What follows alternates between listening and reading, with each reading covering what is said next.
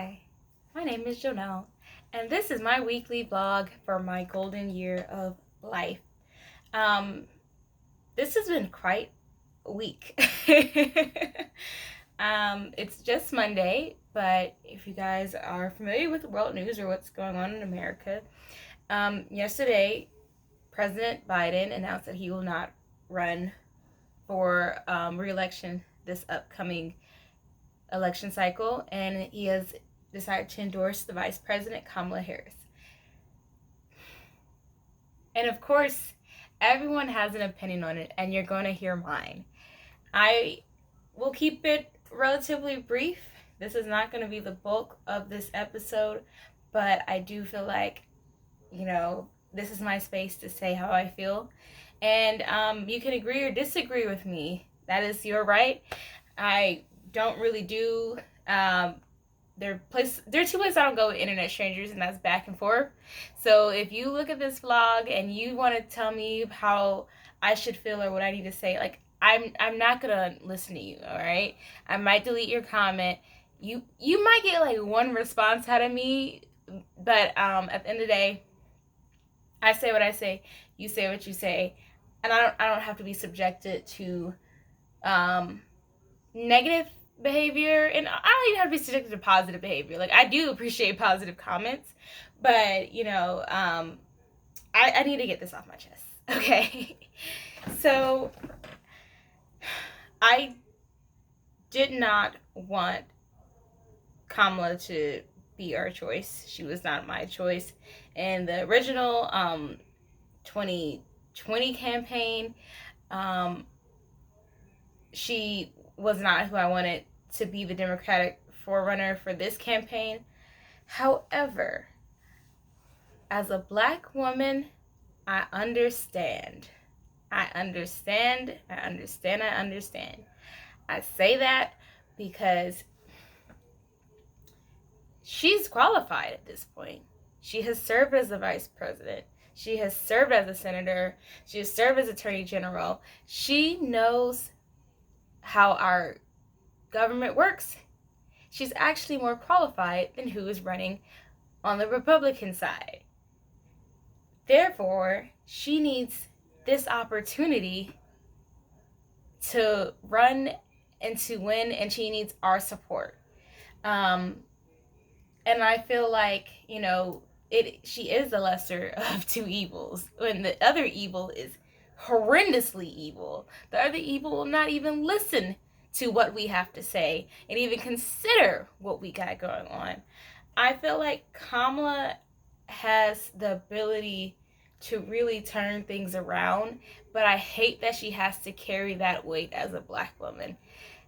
Why I say that is because it feels like Black women, and I know she's also Southeast Asian as well, but and she's a Black and brown woman, which is like, she's already experienced all of these stereotypes. When she was announced as the VP candidate, people were saying that, oh, she's just waiting for Joe to die. They made her look like a young gold digger. They said these terrible things about her 4 years ago, and now they're gonna say even worse things about her. And she has like an uphill battle, but I believe she has the support of Black women. She has the support of the Divine Nine. She has the support of people who just don't want to see the other side win and make Project 2025 a real thing. And from that, I wish her very well. Unless something significant happens with a third party candidate, which I still believe that we should hold a space for independent parties and the Green Party, and we still have options. We still have Jill Stein, we still have Cornel West, we still have, I think her name, it's like De La Cruz. We still have options outside of the main two. But if all we focus on is the main two, I have to put my energy behind Kamala. And I just think about all that she has faced, all that she will face, I hope that what she faces is unburdened by what has been. Sorry, I had to do that. But and she's gotten, a little bit of internet meme personality because of her coconut tree comment, and her generally loopy comments that she has made. But then I think about the weight that she carries in her position as vice president. This has not been an easy vice presidency, and it hasn't been an easy time to be a Black woman. Like, just thinking about where I am right now with my job, and the fact that people constantly question, why am I here? Why am I qualified to do what I'm doing? And I just keep getting better and better at my job. And all this happened is because they gave a Black woman a chance. Black women, like, we could do so much, but oftentimes we were just not even given the chance to do great things. We get denied admission into prestigious college programs. We get denied for jobs. And even when we get the job, we're denied a promotion. What I'm seeing right now with Kamala is the next step. Actually, it does make sense for Joe Biden to endorse her, for her to become the president. Therefore, she should have the opportunity to do that. We should consider her. Like, and, give her the opportunity to run, give her the opportunity to debate. She's already fundraised over $130 million. Yes. Yes, wait. Now I'm like, oh no, I'm always scared to say facts. But see, that's the thing. That's me as a woman. I'm always scared to speak about on my own platform. But if I can recall, she is getting some of Biden's funds, and there was a call with supposed to be a 1,000 Black women, and it ended up being 40,000 Black women. That they broke Zoom. They called the Zoom CEO and said, look, us Black women, we're fundraising, we're getting it together. So Kamala has so much support behind her, and that is what she needs in this moment. And if she wins, I'll be very happy for her. I will still, be critical of the things that she does, which I think is healthy. As someone who votes for her, I'm not just gonna be like, okay, you voted, I'm so happy for you. You didn't make Project 2025 happen. What makes you think people aren't gonna do Project 2030 or 2040? Like, we have to keep voting and keep holding our politicians accountable. So the work doesn't just stop with getting her in the office. It also includes us voting down ballot and locally. Like, it's so important to see what's going on in our community and what we can affect, how we can affect change. I remember when I was, a couple years ago, I voted for a public service commission. And I actually ended up meeting the guy. His name is Daniel Blackman, and I hope he runs again. But he didn't win, and he barely got any votes, and people barely voted for the other public service commissioner. But it's like, we have got to vote down ballot.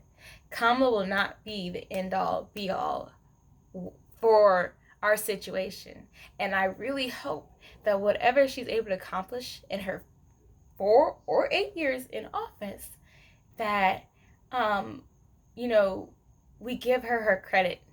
And every time she fails, which can happen, we don't just attribute it to her being a Black woman. We don't attribute it to her being a Black and brown woman. We attribute it to the system that was created and set it up for her to fail.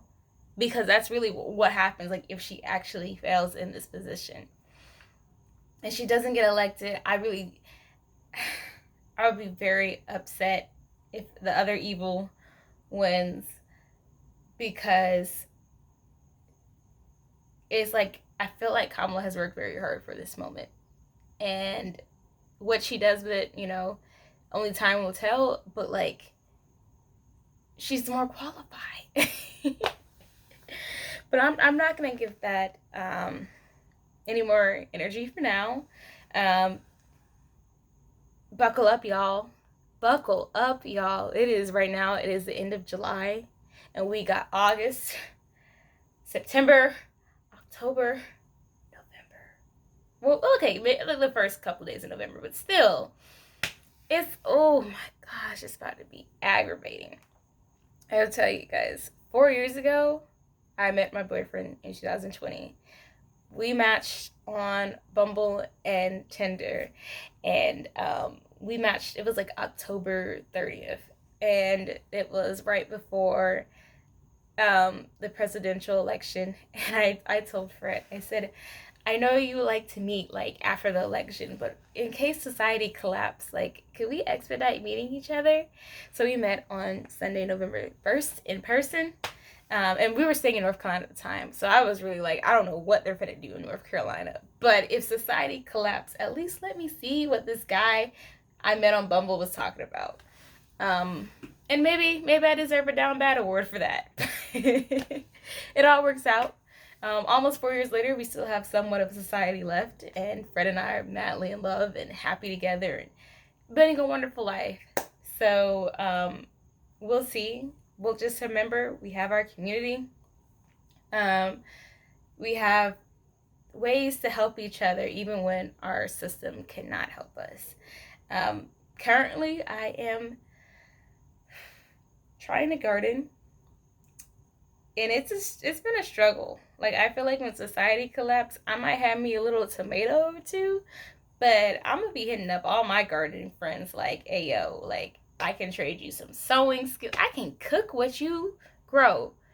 But in terms of me producing the items, ooh, y'all, if you have been in the South this past month or 2 months, we had a heat wave. Well, actually, all of America had a heat wave, and we experienced drought conditions. It was deep into the 90s and almost 100s. Most of our crops struggled to survive, especially because, if you reach a certain temperature, your crops are like, I'm not producing no fruit. Like, what do you want from me? And I feel like the crops are completely valid in their feelings for not producing any fruit after a certain temperature. Because, baby, when I'm hot, I'm not producing nothing but dreams because I'm knocked out.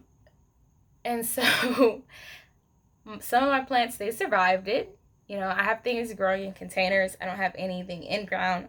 But my plants that did survive, after a month of extreme drought, it's been raining every day here in Georgia for the past like week or so. And I noticed that some of my containers were super soupy and slushy. And I was like, I thought I drilled holes in the bottom of these buckets because like I have 2 buckets thriving, like melons, sunflowers. It's going and popping. But my other ones, like my sunflowers, were like drowning. And so today I got bit by 30 mosquitoes. Woo. And I also had a chance to just go in my garden, move some plants around. I try to do that about like once a month to just like, see what like I have like a big garden work day versus like, every day where I'm just checking and watering and seeing what's going on. So today during my garden work day, I was like, what is up with these swampy containers? Well, flip it over and notice that those buckets did not have holes drilled in them. And I was like, I'm so embarrassed. I'm so embarrassed. Because my sunflowers could have been beautiful. And like, the good thing is that soil, it is dark and rich and lovely. Like, I'm so excited that, that soil was very good. And I was just able to like flip the buckets over, drill some holes in it. I planted some winter squash and butternut squash. And I was like, I have some more sunflower seeds. So I'm just going to plant them and see if I can get something before October. Because of global warming, and also I learned about like hyperlocal climates, I think the growing season might be extended a little bit longer.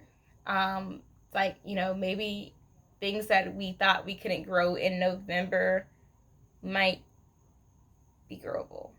Who knows? And I also planted some peach pits that I got. Like, I didn't plant them in containers. I just planted them in the yard. So hopefully a year from now, we can get some peaches. But I like gardening. It's a lot of like trial and error. and I've been erroring a lot. And maybe by the time society does collapse, I would have had a few growing seasons in me, and I would have understood how not to drown my plants. And I was in deep reflection today about why I like gardening. I have some friends who they love their dogs, they collect dogs, and they take care of them. But like they just, their life is around their pets and their cats and all those things that they easily like accumulate. But me, plants. Like I used to have a plant subscription. Two of those plants are still alive. The other ones did not survive my move from North Carolina to my childhood home and into my current home. I get, it's a little hard to take care of plants. But I still love, like, taking care of the ones I do have. Like, my pothos is, like, climbing. I have a peace lily that I got from my grandmother's memorial. And she has not had any flowers, which actually I don't think she's the type of flower at this point because it's been so long.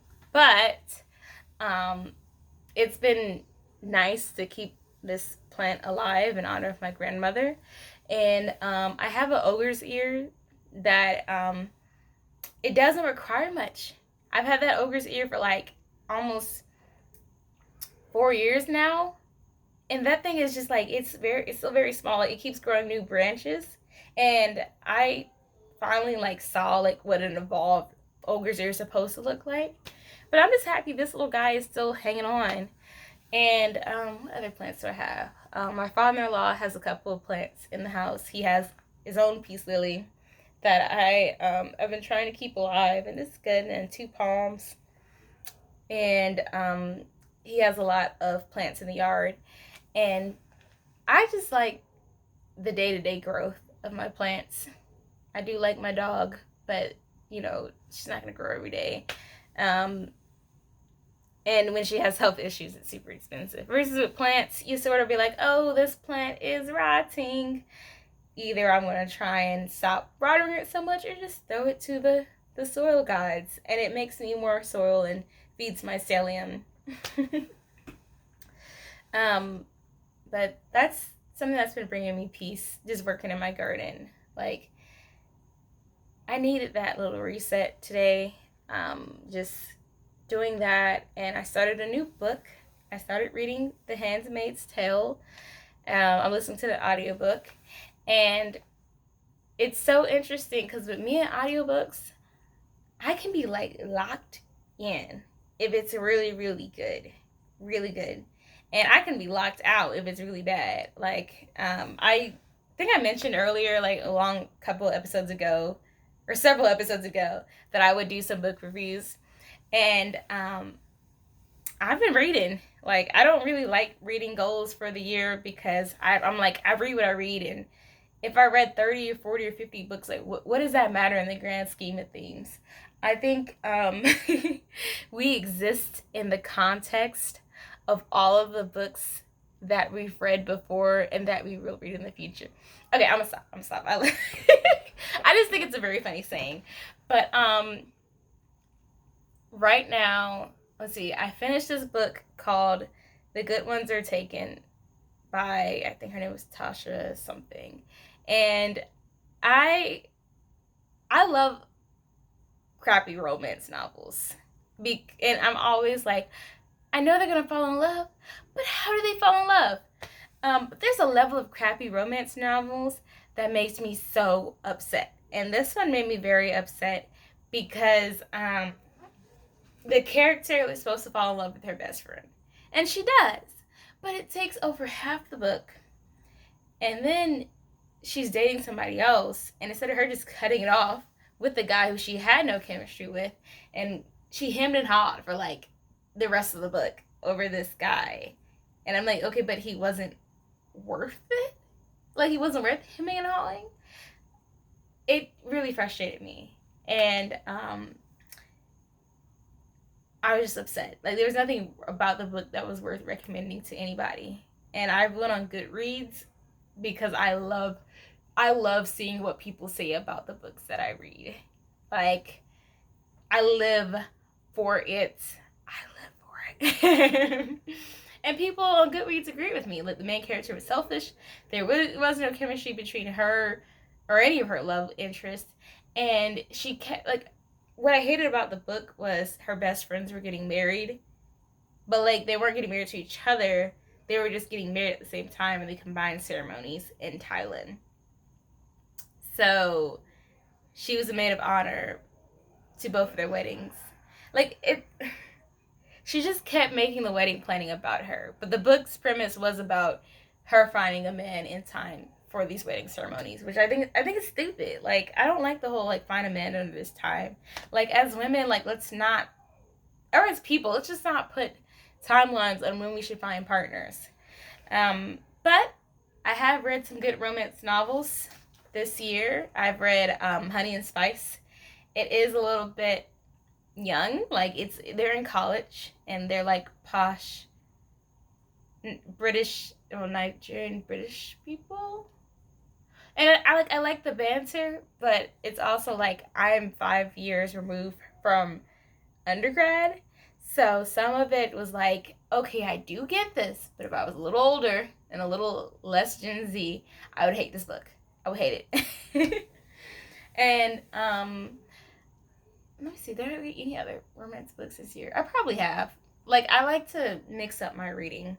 So I said I wanted to read something fictional this go around because my last book that I read was I'm Glad My Mom Died by Jeanette McCurdy. Whew. That was quite a book. That was quite a book. I want to just put my arms around Jeanette and just tell her it's okay. You never have to act again. You never have to struggle again. I like, oh my goodness. And as someone who like loved iCarly, I loved Sam Puckett's character, but it's like I can't even think about her character now that I know all that Jeanette McCurdy has gone through during the filming of that show and of Sam and Cat, and I'm just so disappointed in the executives at Nickelodeon who allowed that abuse to happen, and I am disgusted by like the child movie star complex industry that people have. Like, and I grew up, I sort of wanted to be a little actress or model, but my parents never pushed me. Like, they pushed academics to a certain degree. Like, I realized, looking back on it, if I wasn't that good at academics, my parents probably wouldn't have pushed me, but because I was good, they did. But, like, to think if my parents pushed me and put me in safe situations just for the sake of start, it's just, ooh, it blows my mind, and it upsets and troubles my heart that so many child stars have to go through that. Like, man, if I had a child and they said they wanted to act or model, I would let them. But as soon as it's not fun, I'm taking them out of it. If it doesn't bring them joy, if, you know, I want my child to be safe and I don't want them to experience abuse at the hands of other people just for the sake of art. Like, oh, it was upsetting. And so, like I said, I needed a palate cleanser, and I chose The Handmaid's Tale. At first, I was gonna listen to Viola Davis's autobiography because, and I was thinking about maybe Jennifer Lewis because I love the way she reads books and she has such a great voice. But then I was like, maybe Viola Davis, and then I was like, but I need fiction. So Handmaid's Tale was like the best thing that I could, happy medium that I could find, because I actually really love dystopian novels. I know it's like very close to home and all this stuff going on, but I'm like, I gotta listen to it. So I don't think I'll finish it by next week, but when I do finish, I will give like a slight little review and my opinions on it. And I also feel like Handmaid's Tale is fitting for what's going on in our society. And once I finish that and get maybe a couple more books in me, I'll finally read Parable of the Sower by Octavia Butler, which everyone's like, you gotta read. I'll do it. Like, me personally, I don't feel like a failure for reading a certain, like, number of books, but certain books that I don't read, that's when I feel bad. Like, books that people are having a discussion about, that's when I'm like, oh no, I need to get on this. And, like, for example, I read comics as well, and I started reading Gwenpool because I really love the character design, but I'm the type of person, I cannot cosplay unless I know who the character is, because I just don't want to be embarrassed cosplaying a character who has, like, sketchy background. Like, there's one from Hunter x Hunter. His name is Hisoka. He's weird. He is a weird man, and he's a very popular, like, person that people will cosplay. But I'm like, do you know this man is weird? Whew. But I actually need to start planning my cosplays for Anime Week in Atlanta. So there will be more designs coming down the pipeline. And speaking of designs, so my friend brought it to my attention that I said I wasn't going to get any more fabric for 6 months. And I thought I had, like, a clause that was like, if I made 12 pieces, because I make 2 pieces a month, then that's 6 months of sewing so I could get new fabric. However, I look back and I realized I did not say that, for one. 2, I've only sewn like 10 pieces in the past 2 months since I had my self-imposed fabric ban, and that's not that's not the mission of what I'm doing with my fabric ban. So, and I know last time I did like a couple episodes ago, I did like a fabric haul from a fabric swap that I did. So technically, I didn't buy any new fabric. The fabric found me. But still, I remember what I said: no fabric for 6 months. So, or until I finish a certain number of projects. At this point in time, I think I have enough fabric for the projects that I want and for the events I have coming up. So for now, I'm going to try and stick to not adding any more fabric to my collection until October. No, unless I just need to not add any more fabric to my collection, because if you guys can see, these bins are all fabric. Back here, it's all fabric. And I did go through my collection. I resorted some things. And I got some new patterns that I think will really help me get in my sojo and make the outfits that I want. So I'm not too disappointed in myself. I'm just excited to see the wardrobe that's going to come out of it. And I can't wait to show you guys what I make. There's not going to be anything really too fancy, but there's definitely going to be some like cozy outfits coming down the pipeline, because I had to recycle a lot of my clothes recently, especially my pants. I have not one, but 2 pairs of pants that are like pretty much gone at the thighs, and we can't have that. I can't have crotchless jeans. That's not in style yet. So I gotta make some pants, really, and some leggings. And like today when I was working in my garden, I thought I could be cute wearing shorts, and them mosquitoes lit me up. The mosquitoes lit me up. So I need to make some pants that I could wear in the garden, and I do have some like cotton pants that I can make into some cotton fabric that I can use for cargo. I have some denim. I have like this really nice red denim and some light chambray. So I have some things I could use for utility wear, as well as just, cute pieces. So like I said, stay tuned. But that's pretty much it for me this episode.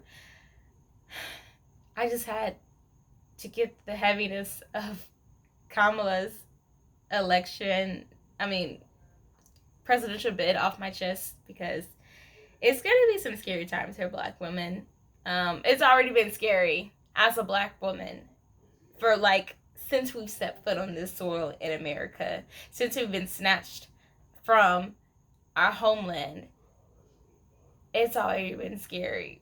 But seeing how Black women would show solidarity for Kamala, which I do appreciate, but also someone was like, why didn't we show the same level of energy for Little Miss Flint, who's been trying to raise this money since she was a child and she's now 17? Why don't we show this energy for more Black women movements outside of the politics? Like, I know we did for Sandra Bland and we did for Breonna Taylor. We said their names, we marched for them in the streets, we marched for our sons, we marched for our husbands. But then we just stop. You just sort of just like, the cliff just falls off. Like, you know, I've seen like on a smaller level, like I've seen a lot of grassroots organizations advocate for things like access to reproductive, for birth control and, you know, reproductive rights. We had, you know, the Million Women March on Washington when Trump was elected, even though, like, it wasn't just Black women, it was white women who 50% voted for Trump. Like, but I'm just saying in terms of what we do as Black women and how we mobilize for each other. Like, we could do so much, but then I also know that access to our movements have been blocked. Like the what is it? Oh my god, I can't remember. It's the on the tip of my tongue.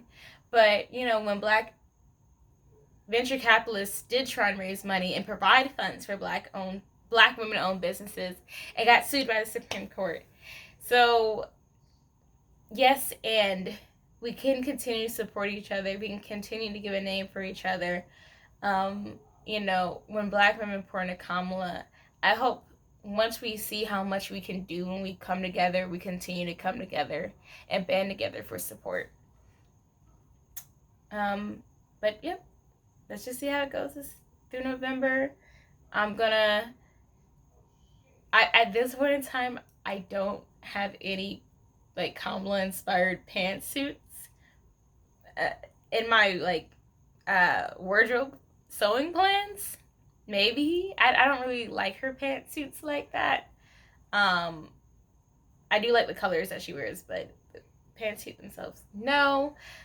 I might make something in my sorority colors to wear to the polls, you know, because we're gonna stroll to the polls. So I might have, you know, me a little blue and white outfit to wear with my man as we stroll to the polls. But this is going to be a very interesting time. A lot of interesting art is going to come from this. Like, November is not the end or the beginning of our society. Like, whatever happens, I hope we continue to rely on each other and create community and talk about what's going on the hyper-local and national and international level, and we hold our politicians accountable. That is all I will say. So you guys have a wonderful week. Be safe, be crafty, and see you next Monday.